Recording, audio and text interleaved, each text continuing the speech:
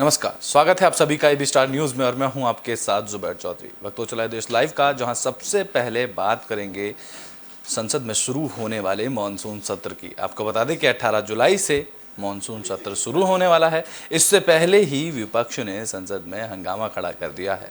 आपको बता दें कि 18 जुलाई से संसद का मानसून सत्र शुरू हो रहा है। मानसून सत्र के हंगामेदार होने पर पूरे आसार हैं। मानसून सत्र शुरू होने से पहले ही बयानबाजी का सिलसिला शुरू हो चुका है।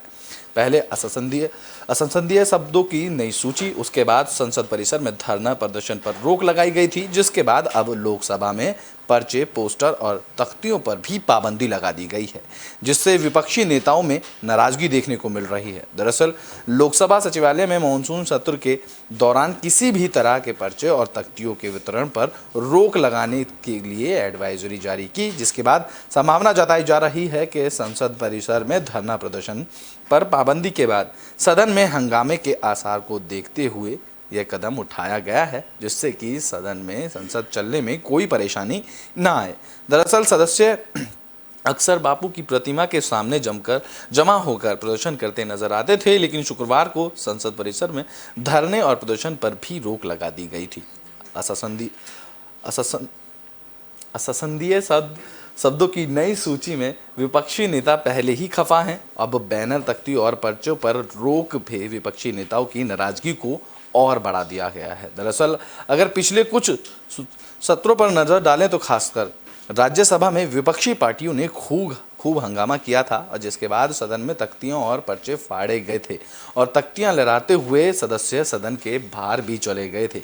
इसकी वजह से सदन में कामकाज में भारी खलल देखने को मिला था, जिसके मामले में लेकर मकापा के सीताराम येचुरी ने इस पर तीखी प्रतिक्रियाएं दी हैं। उन्होंने ट्वीट किया है कि ये क्या तमाशा लगा रखा है। भारत की आत्मा, उसके लोकतंत्र और उसकी आवाज़ का गला घोटने की कोशिशें विफल हो जाएंगी। संसद परिसर में धरना प्रदर्शन पर बैन की सूचना कल सबसे पहले कांग्रेस सांसद जयराम रमेश ने दी थी। उन्होंने इसकी आलोचना करते हुए तंज किया था और विश्व गुरु का एक और काम धरना मना है। संसद की परंपरा के मुताबिक कोई भी प्रकाशित सामग्री या पर्चे, तख्तियां और बैनर जैसी चीज़ें भी स्पीकर के पूर्व अनुमति से सदन में वितरित नहीं की जा सकती, और इस पर भी प्रतिबंध है, जिसके बाद अब विपक्ष लगातार हंगामा खड़ा कर रहा है। विपक्ष लगातार केंद्र सरकार और नरेंद्र मोदी पर हमला कर रहा है, जिसको लेकर उन्होंने ट्वीट भी किया है। कांग्रेस के कई नेताओं ने अपने ट्विटर हैंडल के जरिए इस पर नाराजगी जताई है।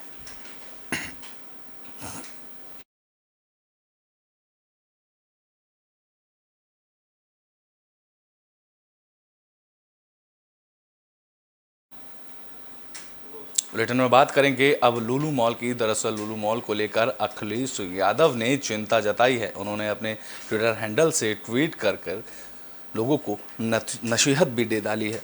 लखनऊ का लुलु मॉल उद्घाटन के बाद से ही विवादों में आ गया है।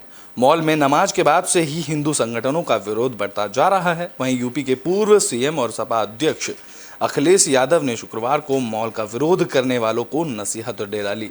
उन्होंने ट्वीट कर कहा कि व्यावसायिक गतिविधियां अगर षड्यंत्र और साजिशों की राजनीति का शिकार होने लगेंगी तो कौन यूपी में और कौन भारत में आके निवेश करेगा। उन्होंने अपने ट्विटर हैंडल से इस तरह की तस्वीर डालते हुए ये कहा। उसके बाद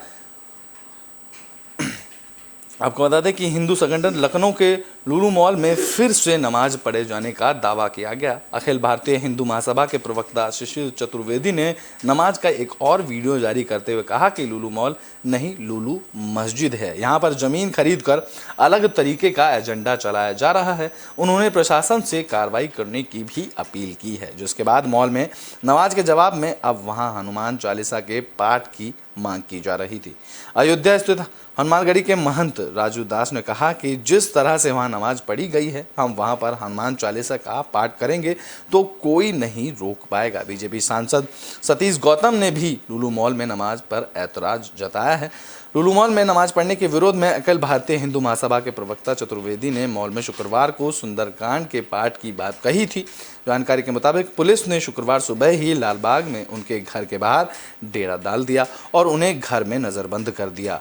ऐसे में मॉल में सुंदरकांड करने का उनका कार्यक्रम स्थगित हो गया। नमाज पढ़ने वालों पर केस भी दर्ज किया गया। इससे पहले भी नमाज का वीडियो सामने आया था जिसे लेकर लुलु मॉल के पीआरओ ने एफआईआर दर्ज कराई थी। धारा 153A, 295A और 341 समेत कई धाराओं के तहत मॉल के अंदर नमाज अदा करने वालों पर केस दर्ज कराया गया है। बताया जा रहा है कि ये ना तो मॉल के कर्मचारी हैं और ना ही उनका मॉल से कोई संबंध है, लिहाजा अज्ञात युवकों पर एफआईआर दर्ज कराई गई है। लेकिन इसको लेकर अब और भी विवाद गर्माता जा रहा है। अब लुलु मॉल पर राजनेताओं की प्रतिक्रिया आने लगी है और अखिलेश यादव ने भी ट्वीट करते हुए लुलु मॉल का जिक्र किया और उन्होंने कहा कि इस तरीके से अगर सारे एजेंटों को फैलाया जाएगा तो यहाँ पर निवेश करने कौन आएगा। उन्होंने अपने ट्विटर हैंडल पर लुलु मॉल की तस्वीर साझा की, जिसके बाद उन्होंने एक कमेंट किया और जितने भी लुलु मॉल को लेकर विरोध कर रहे थे उनको नसीहत भी दे डाली।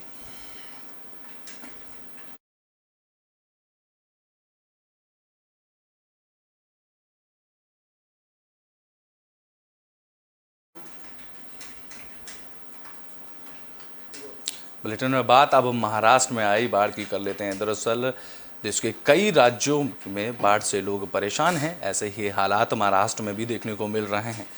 भारत के कई राज्यों में भारी बारिश जारी है, जिससे बाढ़ के हालात पैदा हो गए हैं। इन इलाकों में लोगों की जिंदगी पर बन आई है।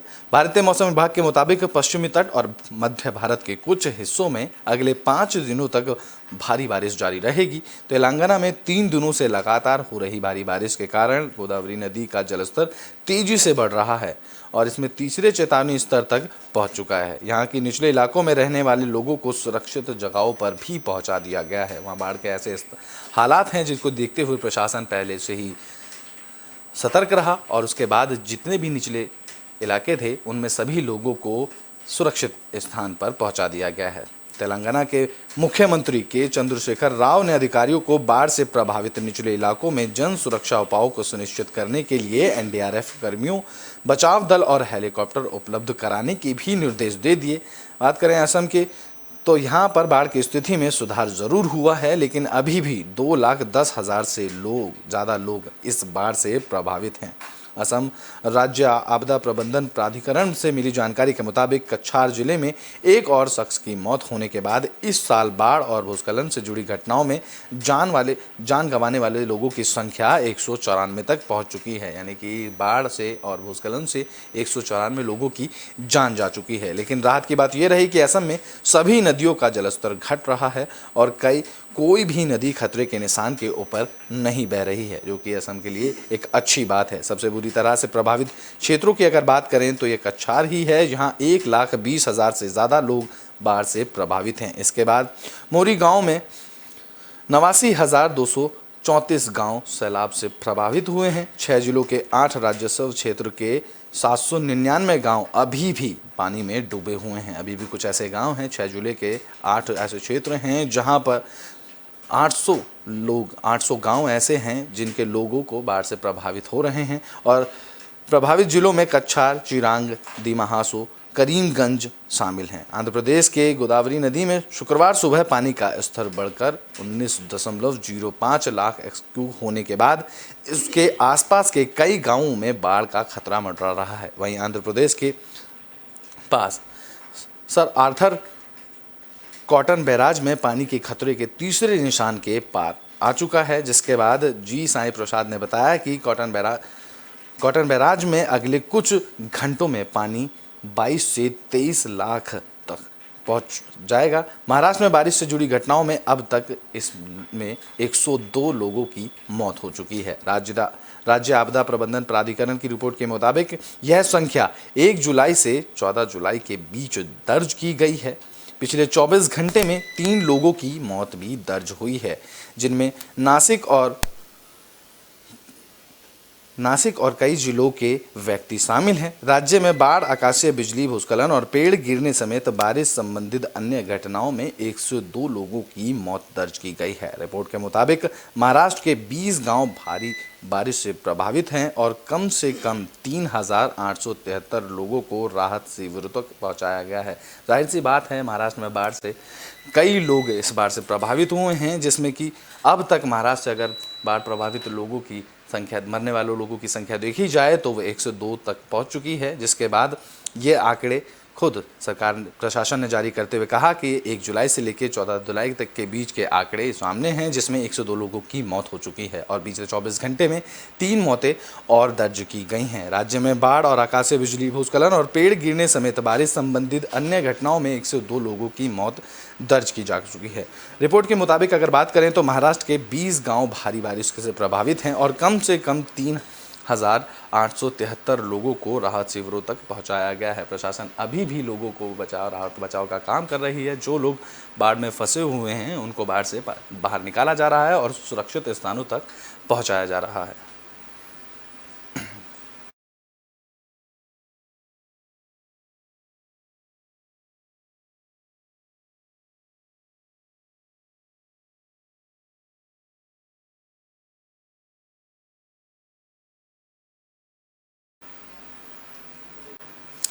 तो बुलेटिन में बात अब महाराष्ट्र के राजनीति की कर लेते हैं। दरअसल उप मुख्यमंत्री देवेंद्र फडणवीस और राज ठाकरे की मुलाकात हुई। ये मुलाकात करीबन 1 घंटे तक चली। आपको बता दें कि इसमें शिंदे सरकार में एमएनएस को एक मंत्री पद का ऑफर भी दिया गया है।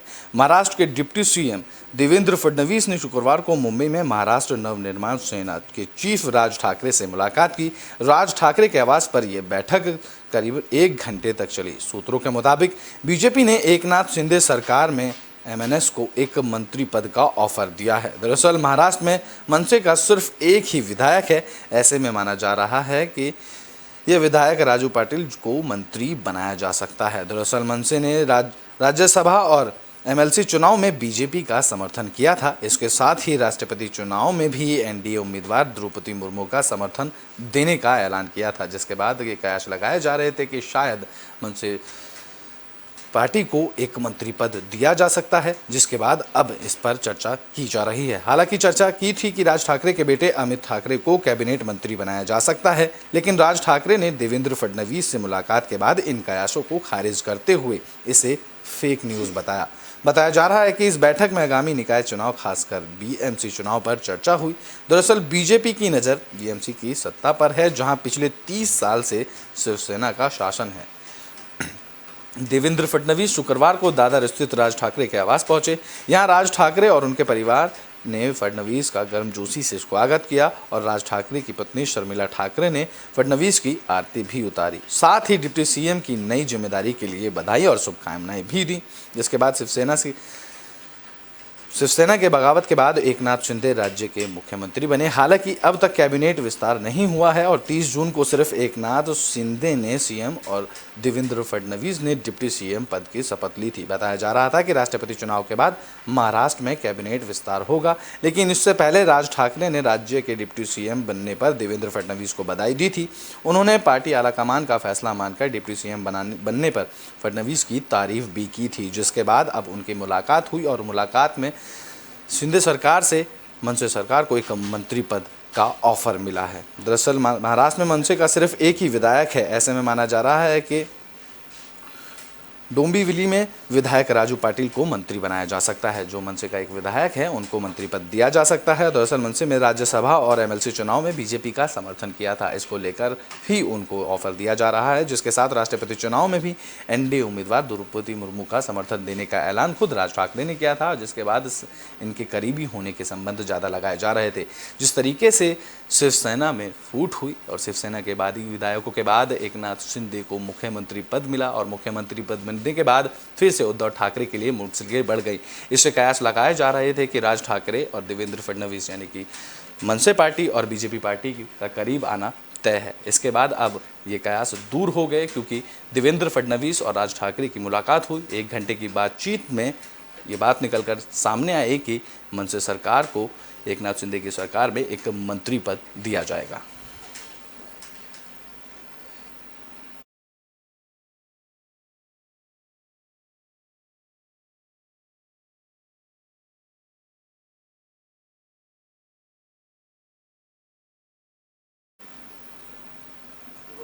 तो वहीं महाराष्ट्र में उद्धव ठाकरे को शिवसेना में सब कुछ ठीक होने की अभी भी उम्मीद है।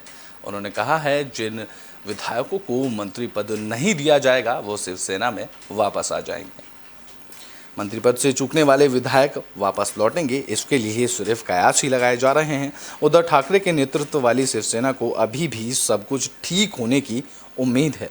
उन्हें ऐसा लगता है कि एकनाथ शिंदे सरकार के आगामी कैबिनेट विस्तार के बाद जो बागी विधायक मंत्री पद से चूक जाएंगे वे ठाकरे के पास वापस आ जाएंगे। शिंदे कैंप में शिवसेना के 40 विधायक हैं और अन्य छोटे दलों और निर्दलियों के लगभग 10 विधायक इनमें शामिल हैं। इनमें से कई विधायकों को उम्मीद है कि उन्हें एकनाथ शिंदे और देवेंद्र फडणवीस की कैबिनेट में जगह मिलेगी। उद्धव गुट वाली शिवसेना ने दावा करते हुए कहा कि आप देखेंगे कि शिंदे गुट और बीजेपी के बीच जल्द ही लड़ाई होने जा रही है। उन्होंने सभी को मंत्री बनाने का वादा किया है और इसलिए यह समस्या पैदा होने वाली है। सांसद विनायक राउत ने शुक्रवार को यह बात कही। उन्होंने कहा कि अगर उन्हें बागी विधायकों को कोई बढ़त नहीं मिली तो वह उद्धव ठाकरे के पास वापस आ जाएंगे। राउत के दावे से पता चलता है कि शिवसेना कैबिनेट विस्तार को कितनी उत्सुकता से देख रही है। शिवसेना और एनसीपी नेतृत्व का भी मानना है कि बीजेपी शिंदे समूह से जानबूझकर 18 जुलाई को राष्ट्रपति चुनाव के बाद कैबिनेट विस्तार की योजना बनाई गई है, क्योंकि उन्हें डर है कि जिन्हें मंत्री पद नहीं मिलेगा वह विधायक राष्ट्रपति चुनाव के दौरान अपना गुस्सा दिखा सकते हैं। शिंदे बीजेपी समूह इस बात से अवगत है कि शिवसेना के कई बागी और निर्दलीय विधायक मंत्री बनने के इच्छुक हैं। यही वजह है कि बीजेपी हलकों में चर्चा है कि पहले कैबिनेट विस्तार एक छोटे स्तर पर हो सकता है। इसमें केवल 9 से 11 मंत्रियों को शामिल किया जाएगा। ऐसा इसलिए किया जाएगा ताकि जिन लोगों को कोई भी मंत्रालय नहीं मिला है उन्हें अगले दौर में मंत्री बनने की उम्मीद बनी रहे। शिंदे ने शुक्रवार को शिवसेना की इन टिप्पणियों का जवाब देते हुए कहा कि उनकी सरकार स्थिर है और 2.5 साल का कार्यकाल पूरा करेगी। उन्होंने कहा कि किसी को भी जबरन नहीं लाया गया है। 8 मंत्री पिछली सरकार छोड़कर हमारे पास आए हैं। वह विधायक किसी उम्मीद के साथ मेरे साथ नहीं जुड़े हैं। इस बीच ठाकरे खेमे में शुक्रवार को राज्य सरकार पर औरंगाबाद और उस्मानाबाद का नाम संभाजी नगर और धाराशिव करने के लिए तत्कालीन महाविकास आघाड़ी सरकार की तरफ से लिए गए निर्णय को रोकने का भी आरोप उनकी तरफ से लगाया गया। उन्होंने कहा कि एकनाथ शिंदे की सरकार ने उनके इन कामों को पर रोक लगाई है, जिसके बाद खुद उन्हें लगता है कि उद्धव ठाकरे के नेतृत्व वाली शिवसेना में अभी भी सब कुछ ठीक हो सकता है, क्योंकि कैबिनेट विस्तार के बाद ये सारी कड़ी साफ हो जाएगी। जो विधायक उद्धव ठाकरे के गुट को ये लगता है कि जो विधायकों को मंत्री पद नहीं मिलेगा वह विधायक खुद उद्धव ठाकरे गुट के पास एकनाथ शिंदे गुट को छोड़ के आ जाएंगे, जिसके बाद उन्हें अभी भी शिवसेना में सब कुछ ठीक होने की उम्मीद लग रही है।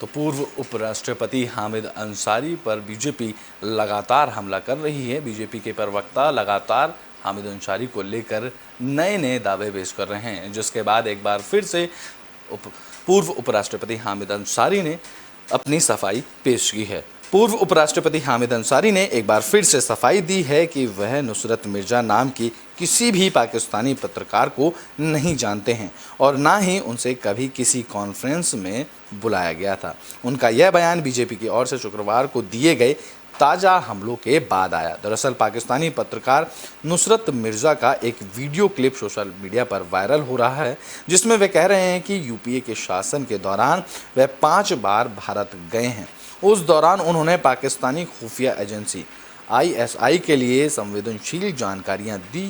मिर्जा कथित तौर पर यह भी कहते दिखाई दे रहे हैं कि वह भारत में हामिद अंसारी के न्योते पर गए थे और उनकी उनसे मुलाकात भी हुई थी। खुद उन्होंने इस बात को कहा है।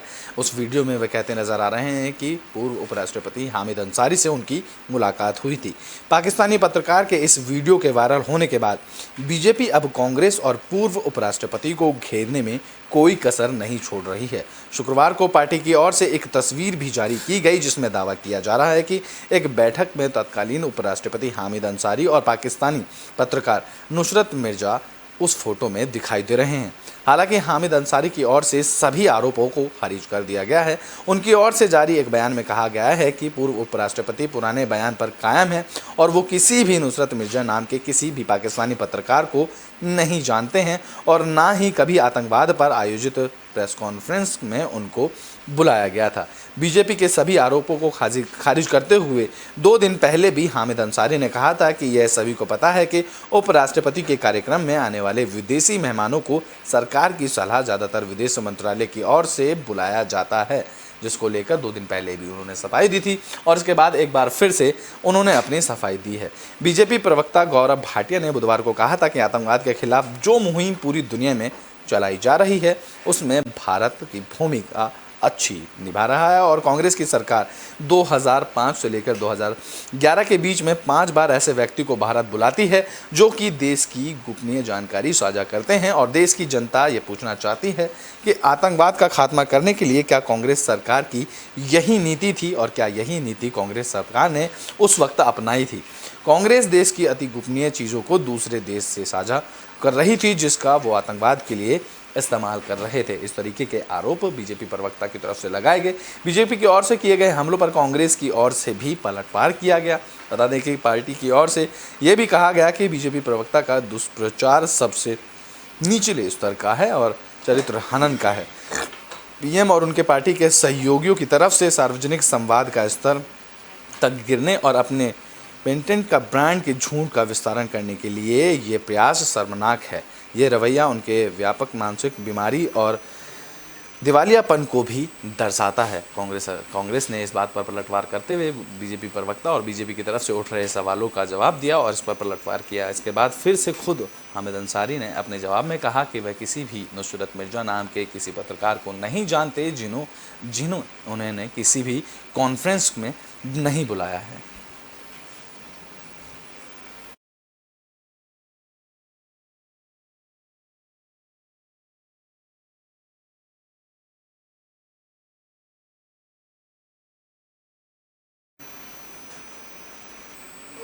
तो लद्दाख में तनाव की स्थिति होने के बाद भी 17 जुलाई को भारत और चीन की 16वीं सैन्य बातचीत होने जा रही है।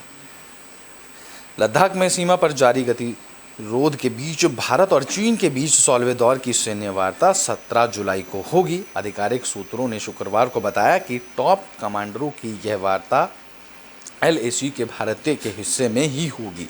भारतीय पूर्वी लद्दाख से सभी टकराव वाली जगहों से चीनी सेना को हटाने के लिए दबाव बना रहा है। भारत की ओर से जोर दिया जा रहा है कि अगर सीमा पर शांति और द्विपक्षीय संबंधों में चीन प्रगति चाहता है तो यह ज़रूरी शर्तें मानी जाएं। आधिकारिक सूत्रों ने बताया कि पूर्वी लद्दाख में LAC पर बातचीत के लिए 17 जुलाई को भारतीय क्षेत्र में 16वें दौर की सैन्य वार्ता होगी। भारतीय सेना और चीन पीपल्स लिबरेशन आर्मी PLA के बीच आखिरी दौर की बातचीत 11 मार्च को हुई थी। बता दें कि 16वें दौर की बातचीत में भारतीय सेना देपसांग, बुल्गे और डेमचौक के मुद्दे के समाधान की मांग के साथ ही टकराने वाली जगहों से सैनिकों को पीछे हटने की भी बात रख सकता है। जयशंकर ने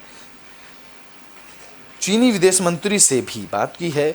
बीते हफ्ते विदेश मंत्री S जयशंकर और चीनी विदेश मंत्री वांग की ये बातचीत हुई। बातचीत में भी पूर्वी लद्दाख की स्थिति का मुद्दा उठाया गया, जिसमें G20 देशों के विदेशी मंत्रियों के सम्मेलन में अलग 1 घंटे की बैठक में विदेश मंत्री जयशंकर ने वांग को पूर्वी लद्दाख से सभी लंबित मुद्दों से जल्द ही समाधान की बात कही थी। बाद में पैंगोंग झील के क्षेत्र में हिंसक झड़प के बाद 5 मई 2020 को भारत और चीन की सीमाओं के बीच लद्दाख सीमा गतिरोध शुरू हो गया था और दोनों पक्षों में धीरे धीरे हजारों सैनिकों के साथ साथ भारी हथियारों को लेकर अपनी तैनाती बढ़ा दी थी। वर्तमान में दोनों देशों के LAC और संवेदनशील पहाड़ी क्षेत्र में 50,000 से 60,000 सैनिक तैनात किए गए हैं। इस क्षेत्र में भारत की तरफ से और चीन की तरफ से ही सेना बढ़ा दी गई थी, जिसके बाद यह अनुमान लगाया जा रहा है कि वर्तमान में इस पहाड़ी क्षेत्र में 50 से 60,000 सैनिक तैनात किए गए हैं। बता दें कि अब तक 15 बार दोनों देशों के बीच बातचीत टेबल पर आ चुकी है, लेकिन समझौते पर कोई भी बात नहीं पहुंची है। जानकारी के मुताबिक रविवार को होने वाली बातचीत भारतीय क्षेत्र में होगी। दरअसल भारत लगातार शांति और स्थिरता पर जोर दे रहा है। इसके साथ ही भारत का कहना है कि टकराव वाले स्थानों से सैनिकों की वापसी की जाए। वहीं एलएसी के से सटे लद्दाख क्षेत्र में रहने वाले लोग भी चीन की चाल से परेशान हैं। वहाँ के स्थानीय लोगों को भी चीन की चालों से परेशानियों का सामना करना पड़ रहा है, जिसके बाद उन्होंने भी कहा है कि इस दौरान चीन के काउंसलर ने बताया कि लद्दाख के बारे में जैसा भी मीडिया में दिखाया जाता है, यहाँ के हालात इससे एकदम इतर हैं। ज़मीनी हकीकत एकदम अलग है, इंफ्रास्ट्रक्चर भी बेहतर स्थिति में नहीं है। स्टेजिन ने कहा कि अगर हम कम्युनिकेशन की बात करें तो 12 गांव में से 10 गांव में 4G नेटवर्क नहीं है और कुछ गांव में तो 2G नेटवर्क तक भी उपलब्ध नहीं कराया गया है। लेकिन चीन ने यहीं पर 5G टावर लगा दिए हैं और उनका कम्युनिकेशन सिस्टम बहुत ही बेहतर हो चुका है।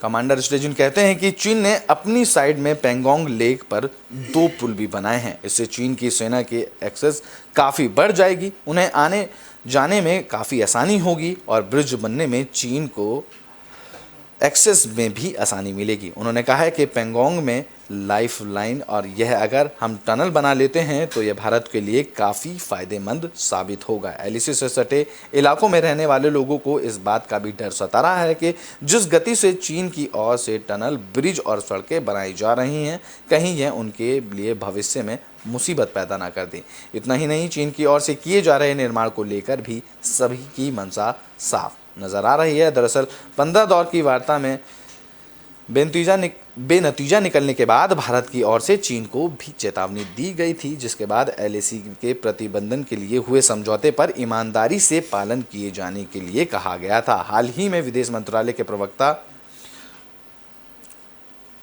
अरिंदम बागची ने कहा कि भारत और चीन के बीच 1993 और 1996 में हुई उचित समझौतों का ईमानदारी से अनुपालन किया जाए। लद्दाख में भारत और चीन के बीच पिछले 2 साल से गतिरोध चल रहा है, जिसके बीच अब 16वीं बात होने जा रही है और चीन और भारत के बीच ये 17 जुलाई को 16वें राउंड की सैन्य बातचीत होने जा रही है, जिसमें भारत अपने कई अहम मुद्दों को इस बातचीत में उठाएगा और उनके समाधान के लिए चीन के साथ समझौता भी करेगा।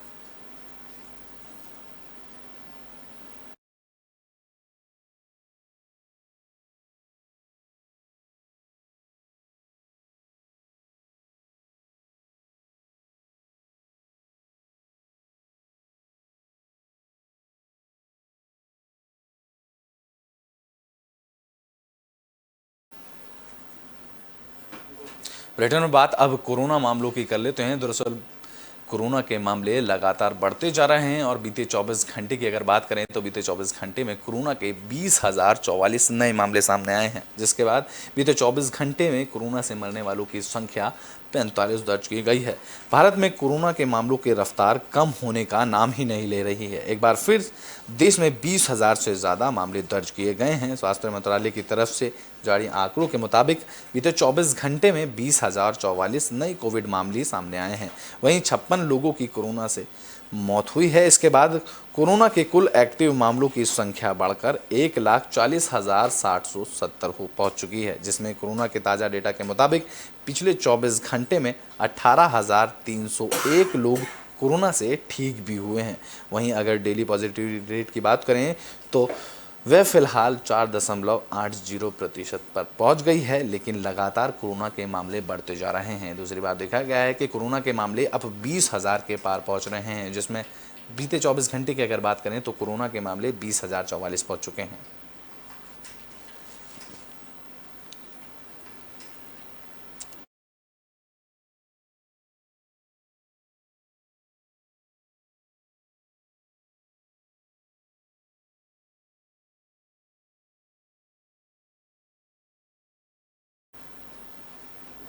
बुलेटिन के आखिरी में बात करेंगे अमेरिका के सैन फ्रांसिस्को हवाई अड्डे की, जहां बम की खबर मिलने के बाद पूरे टर्मिनल में हड़कंप मच गया, जिसके बाद पूरे टर्मिनल को खाली कराया गया। अमेरिका के सैन फ्रांसिस्को अंतर्राष्ट्रीय हवाई अड्डे के टर्मिनल को बम की धमकी के कारण खाली कराया गया। इस मामले में एक शख्स को हिरासत में भी लिया गया है। लॉस एंजलिस टाइम्स की खबर में ये कहा गया कि बम की धमकी मिलने के बाद सैन फ्रांसिस्को हवाई अड्डे से लोगों को बाहर निकाला गया है और एक शख्स को इसके लिए हिरासत में भी लिया गया है। पुलिस के अधिकारियों ने कहा है कि बम की धमकी के कारण शुक्रवार रात सैन फ्रांसिस्को अंतर्राष्ट्रीय हवाई अड्डे पर अंतर्राष्ट्रीय टर्मिनल से यात्रियों को निकाला गया था, जिसमें सैन फ्रांसिस्को पुलिस विभाग के प्रवक्ता ने कहा कि हवाई अड्डे के अधिकारियों को एक बम की धमकी की रिपोर्ट मिली थी। साथ ही एक संदिग्ध पैकेज भी मिला था। इस सामान को जो गंभीर माना जा रहा है, जिसके बाद घटना के सिलसिले में एक शख्स को वीडियो के जरिए गिरफ्तार किया गया, जिसमें हवाई अड्डे पर भारी संख्या में फोर्स के साथ विस्फोटक आयुध निपटान इकाई को भी तैनात किया गया। इस मामले की जांच भी कराई जा रही है। हवाई अड्डे के अधिकारियों ने इस घटना की पुष्टि की है। हवाई अड्डे के अधिकारियों ने कहा है कि पुलिस की कुछ गतिविधियों के कारण कुछ लोग अंतर्राष्ट्रीय टर्मिनल से निकाला गया और यात्रियों को अगली सूचना तक अंतर्राष्ट्रीय टर्मिनल पर आने से बचने के लिए भी कहा गया है, क्योंकि जो पैकेज मिला वह ज्वलनशील था, जिसके बाद उन सभी को अलर्ट पर कर दिया गया। अधिकारियों ने कहा कि एयर ट्रेन और बार्ट सेवा निलंबित कर दी गई है, जबकि यात्री ड्रॉप ऑफ और पिकअप सेवा केवल घरेलू टर्मिनलों पर ही जारी रहेगी। इस खबर के बाद अमेरिकी सैन फ्रांसिस्को हवाई अड्डे पर अलर्ट हो गए और वहां पर सिक्योरिटी सुरक्षा के इंतजाम बढ़ा दिए गए। इस घटना के बारे में कई यात्रियों ने ट्विटर और अन्य सोशल मीडिया साइटों पर पोस्ट किया।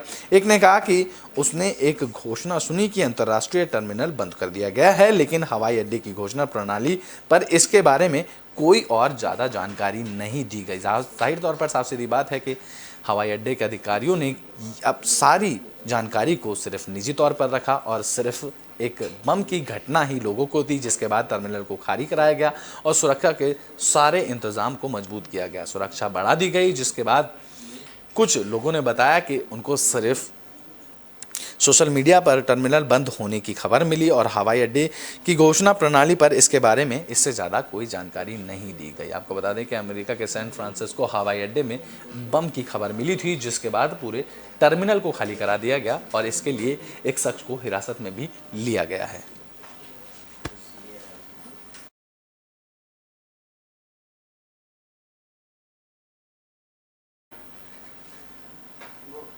देश लाइव में अभी के लिए बस इतना ही। देश और दुनिया की तमाम खबरों के लिए देखते रहें एबी स्टार न्यूज़।